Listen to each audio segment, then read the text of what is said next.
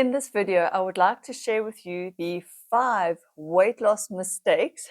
And I know life doesn't go in a listicle. It's not like I was doing 5 things to make the perfect YouTube video, but I have just narrowed it down to 5.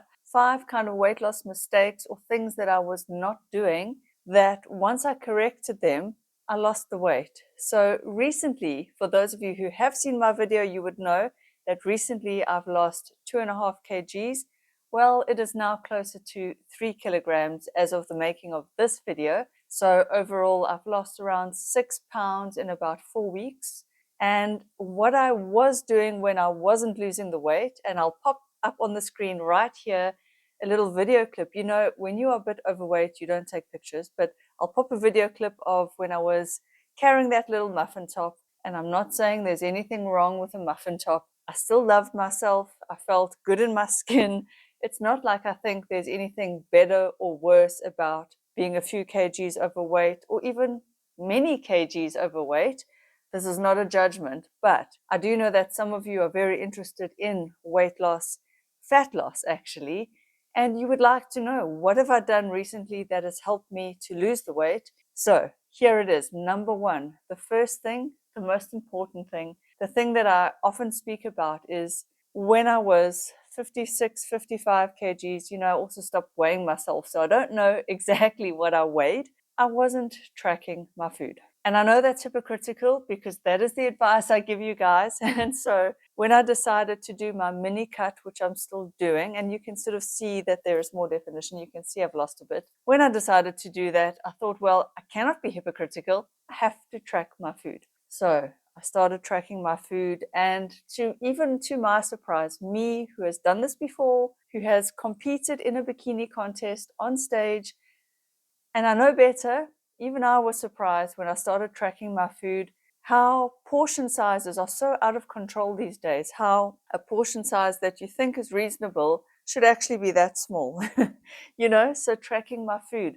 Once I started tracking my food, ladies, I became accountable. I became aware of what I was putting in my mouth. And it's not to say that I don't and can't have quote unquote forbidden foods or cheat foods. There's no good or bad foods, but you're very aware now. So instead of having like half a chocolate slab, I'll have a few squares, maybe 2, maybe 3. Instead of having this whole big giant muffin, I will track it, realize how many calories are in that muffin, and either have a quarter of it or half of it, or have it, but then realize I cannot overeat for the rest of the day. So tracking, the minute I started tracking, that's when my eating habits really improved, because now I was bringing awareness to my eating. Number 2, I was tracking my food in the beginning, but then not weighing all my food. So this is another big mistake that so many people make, is they say, yeah, I'm tracking, but they are not weighing out the actual food that is going into the food tracking app. So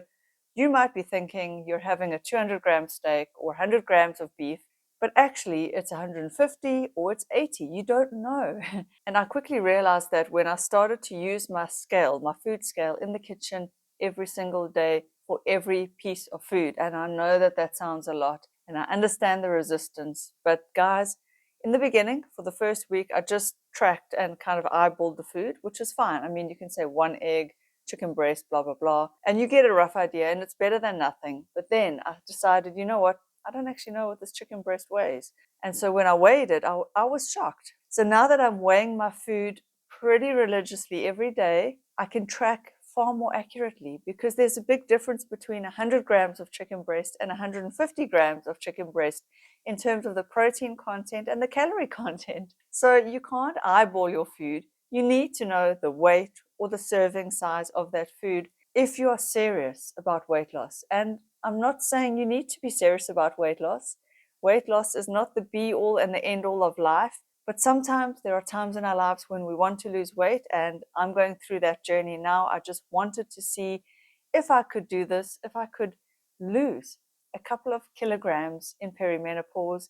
And it turns out that implementing these habits that I'm giving you here in this video today has really made all the difference. I honestly thought I wasn't able to shift the weight, but with tracking my food and then tracking it accurately by weighing out every portion, and I even mean weighing out the blueberries, guys.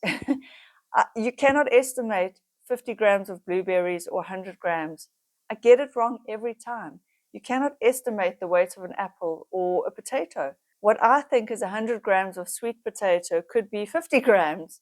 It could be 200 grams. I'm wrong every time. So please, if you are going to take the time to track your food, please weigh out your food and make sure that if your app is asking for cooked or raw weights, you're measuring it cooked or raw as well. That does make a bit of a difference because the water weight of the food changes with cooking. This is a big mistake. Number 3, a big mistake I've been making for the last 4 to 5 years is thinking I could out-train or out-exercise bad eating habits. And you've heard the saying, you can't outrun or out-exercise a bad diet. And it's true. It really is true. So I'm a runner. I go to gym, and as the years have gone on, I haven't competed or done anything where I've needed to be in shape or be lean. And so I've just thought, oh, well, I'll eat what I want. I'll eat whatever I want, when I want, because I train, I exercise, so I can eat anything. And whilst I'm not saying you need to be as pedantic or as calorie counting as I am, it's really up to you.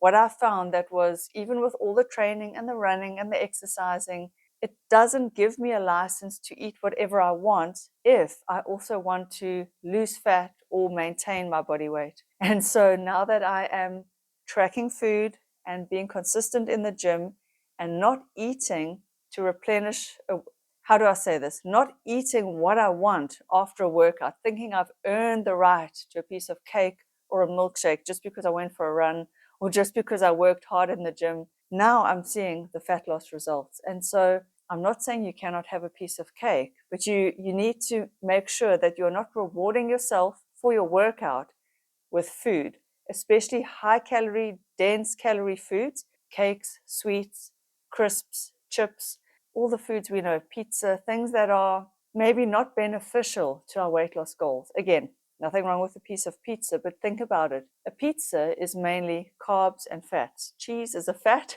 Yes, it's got a bit of protein, but it's not a high protein food. And so if fat loss is your goal, you need to hit proper macros.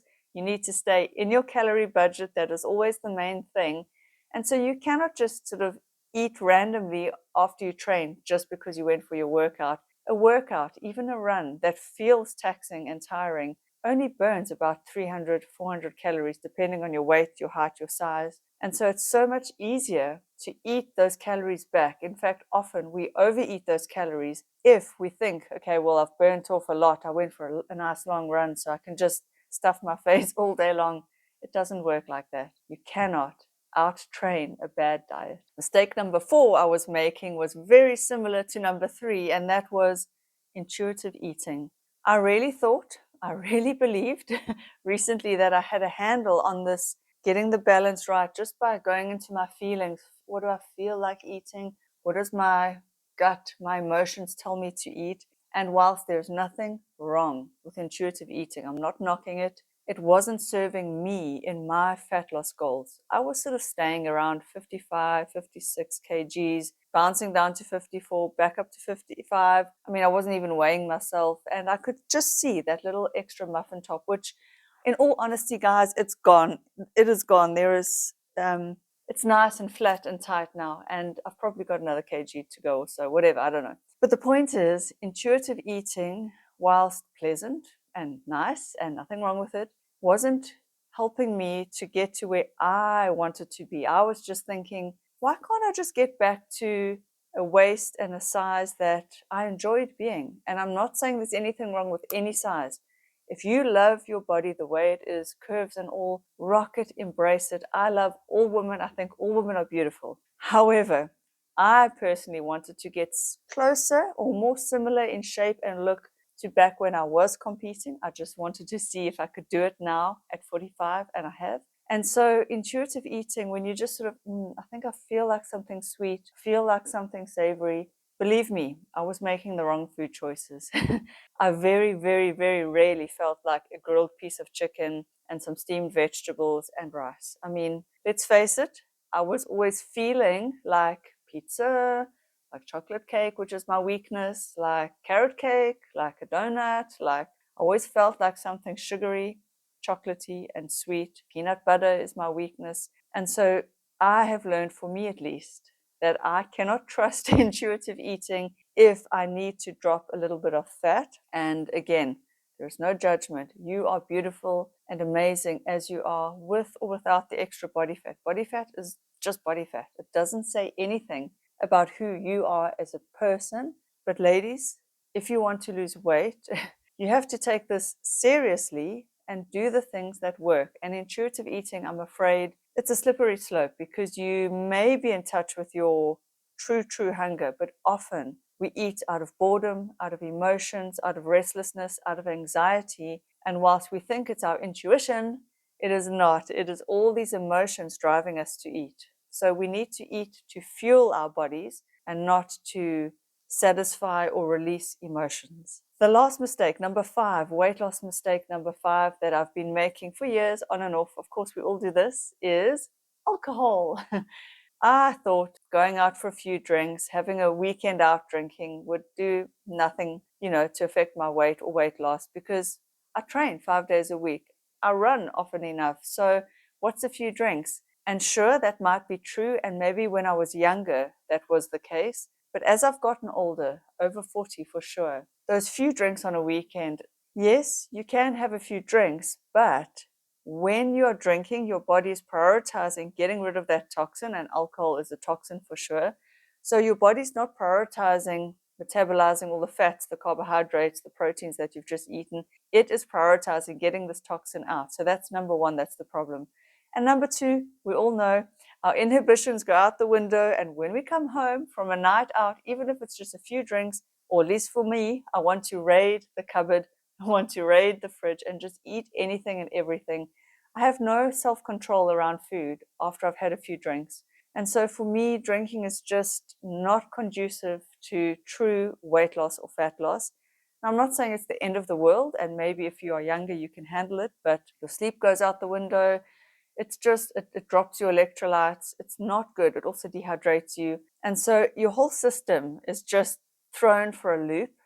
And I found recently I have quit alcohol completely, and it's given me, number 1, the clarity of mind. It's given me the good sleep, and it's preventing me from losing my inhibitions around food. And so it's really helped me to stay on track with my proper eating, with good food choices, and I'm seeing the fat loss results. Ladies, I hope you enjoyed this video. Let me know if any of these mistakes are something that you are making as well. Has this inspired you to perhaps track your food, weigh and measure it properly? And again, this is as serious or as not serious as you want to take it. You don't have to track anything and everything. You don't have to weigh your food. No one's holding a gun to your head. I certainly am not. However, I offer you these tips because if you are struggling and you're battling and you're thinking, I just can't shift those kgs, I just cannot shift those pounds, what am I doing wrong? And yet you are not actually aware of how many calories you're taking in, then you could be setting yourself up for failure. I also was very resistant to tracking, weighing, measuring, doing all of that. But data actually is knowledge. I didn't know how many calories I was taking in every day. It was all just guesswork, all just going on eyeballing the food. Oh, well, the portion sizes are roughly that. And I was battling to just shift that little spare tire. But the minute I took control, took the power into my own hands and said, you know what? I'm going to do this for a period of time. Yes, it's time consuming to track and to weigh my food, but the knowledge it's given me has been so helpful, so eye-opening, that I do encourage you, if you want to lose weight and you're serious about it, do what I'm suggesting and let me know if it works for you. Thank you for watching, guys. See you in the next video, you beautiful ladies. Bye.